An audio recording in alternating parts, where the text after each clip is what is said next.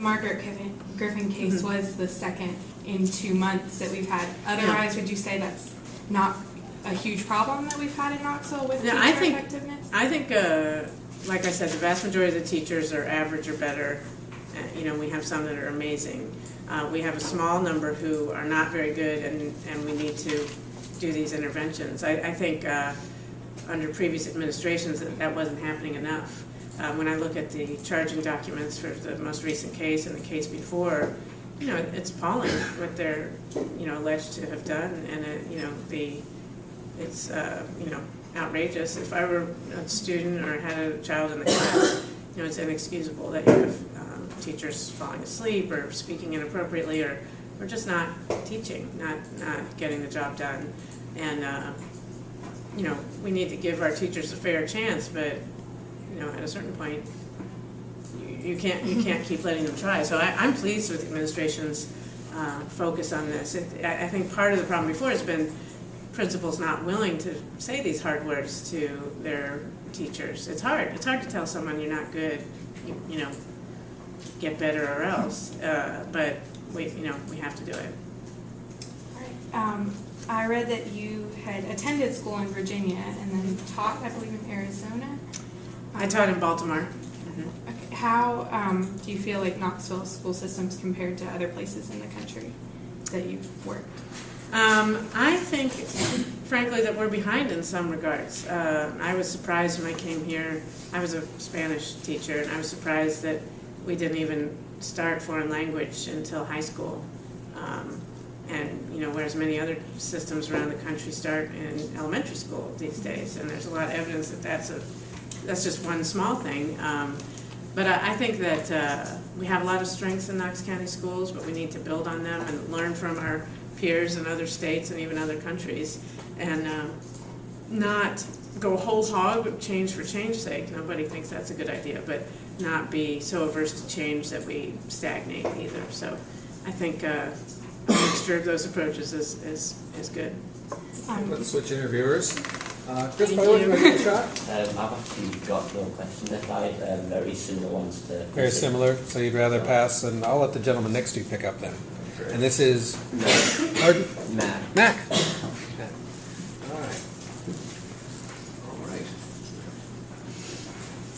All right. The news interview proceeds. Thanks all of you. Could you talk about some of the other community involvement that you're in, as a Project Grad and Leadership Knoxville and some of those other things? Sure. Yeah, I have been involved in the neighborhoods and community, since we first moved here. I was did the newsletter and was vice president of our neighborhood organization, Fourth and Gill neighborhood. Later, I was on an empowerment zone committee, and right now I'm currently serving on board of Project Grad, which is Graduation Really Achieves Dreams. It's a program to provide more supports for at-risk kids in our urban schools who might be the first in their family to try to attend college, and that sort of thing. So it gives them extra academic and access to social services too. So what else? I did the Leadership Knoxville program, which is a year-long program to try to encourage people to take leadership positions in the community and put the community needs first and that sort of thing. So, could you talk about the recent budget cuts and how difficult was that the budget cuts are never fun. Particularly in education, I feel like we as a community value education very much, but we don't always put our money where our mouth is, and we need to run a very efficient educational system and focus our resources in the classroom. But 85% of our budget is people. Education's a people business. I mean, you can buy computers and books and desks and stuff, but really that's less than 15% of our budget for equipment and transportation and all that stuff. So when you really have a big budget gap, you ultimately end up cutting people. And the board did its best to keep those cuts to things like maintenance people and then non-instructional staff, but ultimately we ended up having to trim the instructional staff. We initially thought it would have to be 19 teaching positions but ultimately, the financial picture's been a real moving target. The economy's been bad and revenues are down, but the federal government has come through with some, stimulus funds, and then just most recently, this jobs education bill is going to send about $8 million our way. That is just for education jobs. So that's the good news, and that should help us hopefully weather this tough economy, and then the revenues will pick up, and maybe our county commission will consider revenue increases, is the euphemism you might call it, but I think that's something to consider as well. You represent 3 kind of adult schools. Is that something? Are you the only person that does that? And what's the big difference with those schools compared to like an elementary or middle school? Well, from a school board member's perspective, the biggest difference is you don't get any calls about them. Nobody, they don't have parent organizations. They're already adults. A lot of the students are, students who didn't succeed in school the first time around. And then it's amazing if you go to the graduation ceremonies of the adult high school or the GED program, the stories you hear, people don't take those degrees for granted at all. They are super proud. They worked really hard, sometimes through amazing hardships to get it. So I'm pleased to represent those, and I'm glad Knox County Schools offers it. A lot of it's funded through federal and state grants because we have to focus our resources on K-12 education. But I think it's a great investment for the community. Let's break it there. And we have another interviewer, and her name is Jill. What's up next? Lots of potential leads here. A few areas I'm surprised you haven't explored, but we'll get there. Go ahead. Most of my questions have already been asked, but we'll see what I can do. Improvise. Yeah, I was reading about the goals for this next term that you were looking for, and it said that you were looking to restore foreign language and gifted programs for middle school students. Mm-hmm. Would you care to elaborate on that?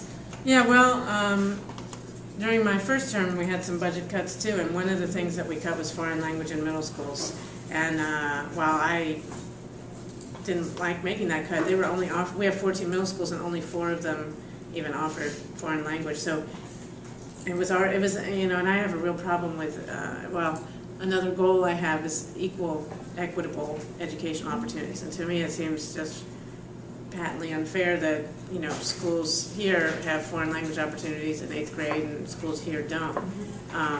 So I'd like to offer it universally, and we also cut the gifted and talented program in middle school. And that I had, was not a good cut either, but one of the reasons the board ended up doing that as opposed to some other things is apparently the program was not a great program. It was not getting great results or seen as Not what you had expected.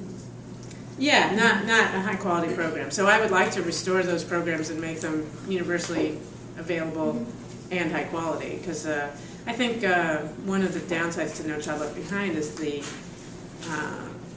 focus on the struggling students, and I think we also need to devote time to average and high achieving students, because they need attention and stimulation and engagement too. Do you have anything in mind yet for how you're going to try and reinstate those programs? Well, I'm hopeful that we'll be able to do it perhaps through, it's hard with the constrained resources. And it's true that once you eliminate a program rather than just reduce it, sometimes it's really hard to bring it back. But foreign language, there's some, I'm hopeful that with our strategic plan, people are more aware of the need to study foreign languages at an earlier age, and even study some new ones besides German, French, and Spanish. That it's easier to learn the younger you are. Mm-hmm. Yeah, so maybe we can do this, initiate this through some of the, improvements to the magnet schools. I know that one of our high schools is going to have an international baccalaureate program, and so maybe that can come down into the middle school. I don't mind if it's not at every school, but if it's only at some schools, then there has to be choice too, where a child whose school doesn't offer it can say, well, I really want to start French early, so let me go there. Well, let me step in there. Is there anyone who wants to volunteer now to be a questioner, to do an interview? All right, go ahead. Thank you. Appreciate it. And maybe after this interview, we'll do the open interview period. Tim Grumblatt. What's your name? Tim Grumblatt.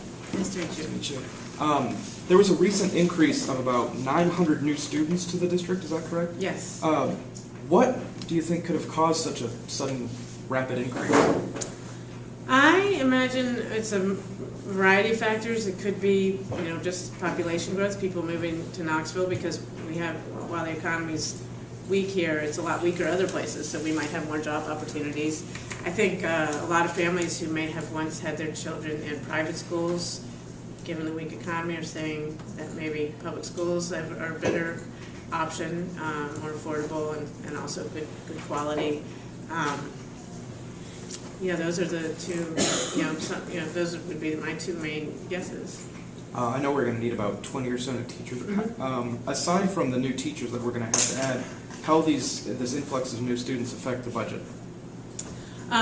Well, we get funding from the state based on our average enrollment, and so I think our average enrollment, luckily some of this bump happened towards the end of last year, so our funding for the next school year is based on the enrollment at, in March, April of the previous year. So luckily I think some of that 900 had already started, so we have some funding to accommodate that, and as I mentioned before, I think this federal Jobs for Education bill will help fund some of the positions, and we always try to budget some unexpected, for unexpected things, and I think we budgeted for 11 positions.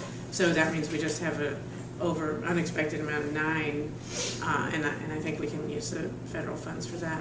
Are the students that are coming in, are they all in one general vicinity in the district, or they're kind of spread around? We haven't been given information on that yet, but my understanding is that it's broad. It's not like 500 in one part of town and then 400 scattered. That it's pretty well dispersed throughout the county, but I don't know for sure. Do you feel the need to build an additional school with the influx of students? Do you think there's going to be another large increase like this to where you would need to build another school?